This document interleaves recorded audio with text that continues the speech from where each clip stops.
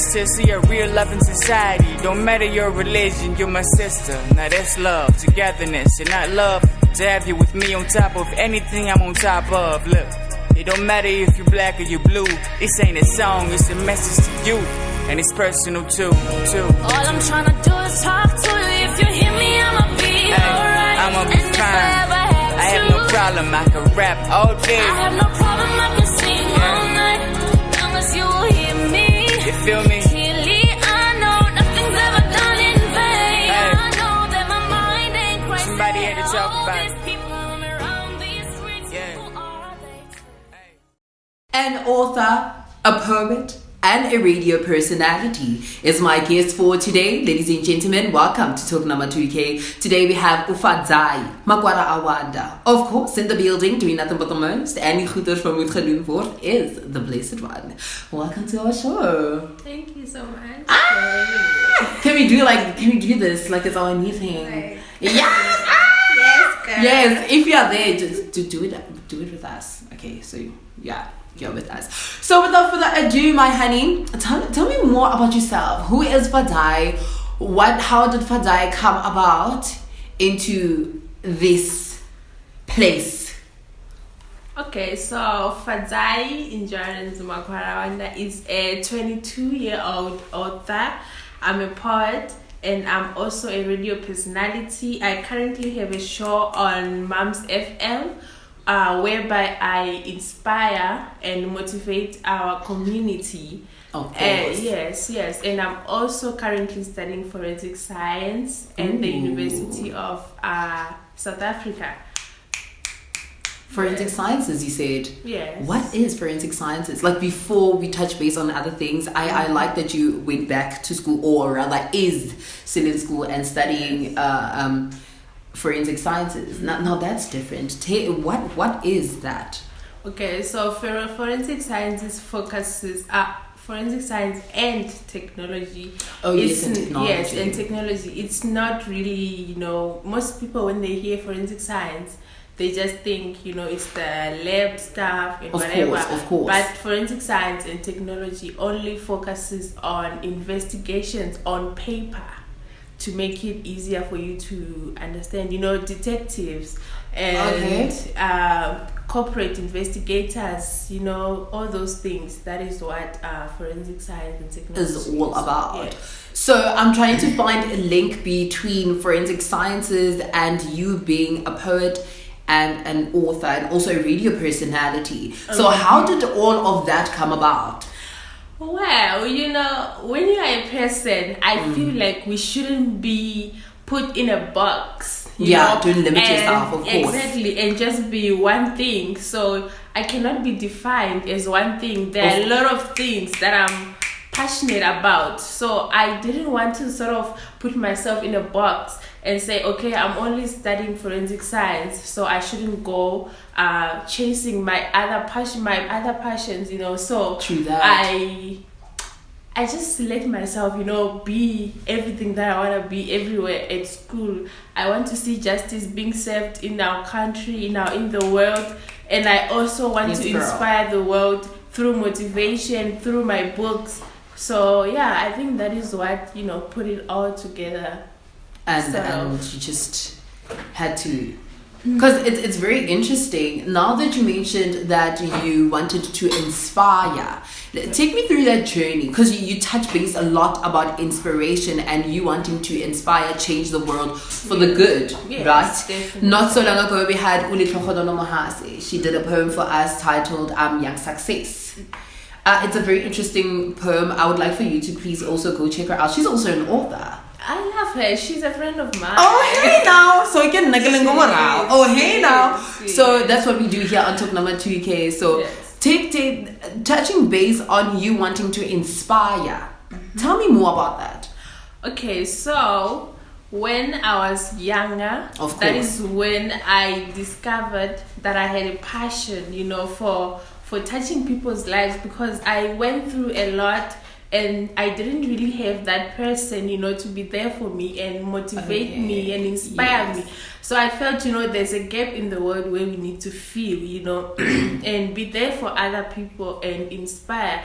So in high school, I used to preach and I used to motivate the students at the assembly. So you mentioning that you used to inspire in school. Because this is something that I honestly want to pick up. It's very interesting. Okay, so in high school, I used to inspire and motivate students at the assembly, even in class and all those things. Because, sometimes you don't really have that big platform, but you have to use whatever small platform that you have, and make a big impact in that small, space. So I think that is kind of what I was trying to do, and also grow, in my passion for inspiring people, for inspiring other people. Yes. And it also grew into other things as like poetry, and you coming to write the book. Yes. Let's talk about the book. The book is titled Scars. It's a very powerful word. Now that I'm seeing it here on this book, it just it triggers my emotions. How did this book come about?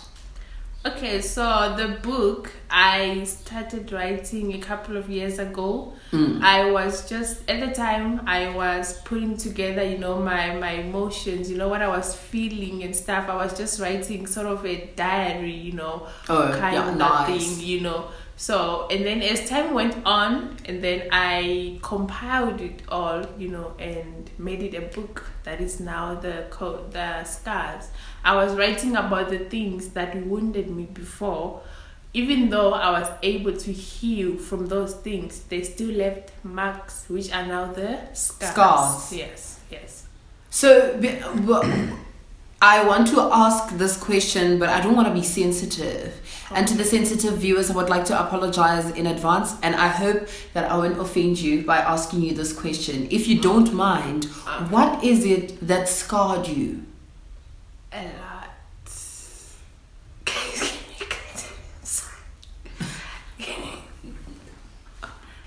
Now, talking about the book, scars. We all have scars. Different places, whether emotionally or physically or whatever the place might be. So when you were writing this book, what was going through you? Was it just emotions? Was it just things that you wrote as a diary? What was the true inspiration behind the book? The true inspiration of the book were my emotional scars, the things that I was going through, things that were, cutting me open and all those things, and even though I was able to heal from these things, they still left marks. Yes, which are now the scars. Even though the scars are there, they're only traces now, of those dark memories, and they are also symbols of my strength, of being able, to kind of overcome whatever it is that I was going through at the time. Yes.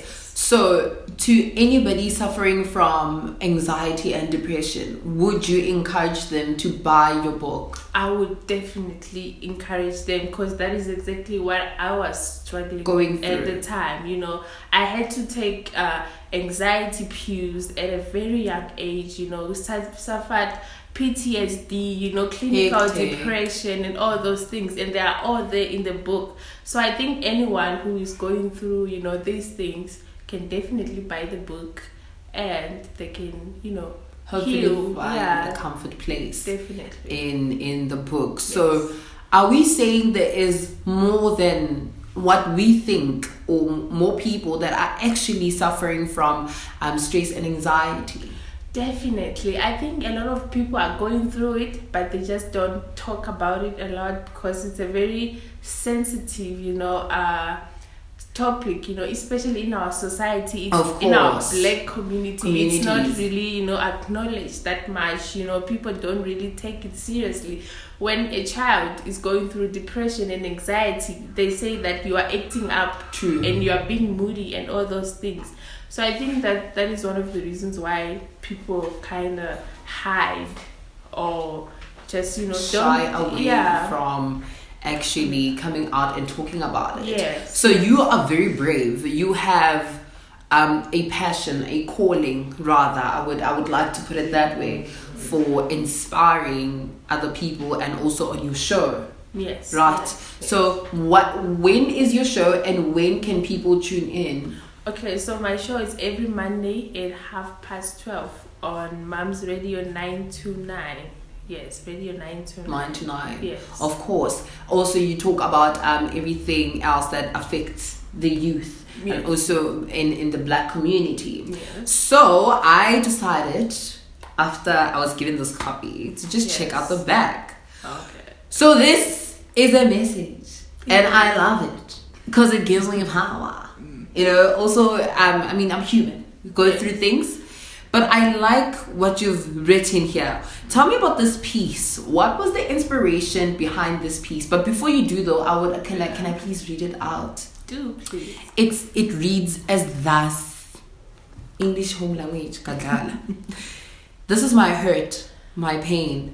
This is a story of me, breaking, falling, and rising. This is a journey of self-development, of overcoming, a symbol of my strength, of my strength, right in your hands.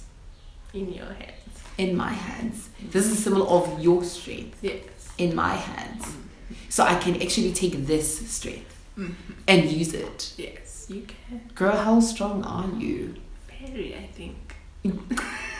Come to think of it, because wow, you need to, I'm gonna own indoors and strong. Wow, I'm being really deep right now. But yes, this is an amazing piece. Take me through this piece. Okay, so the piece, I think it kind of just sums up what the whole book, is all about.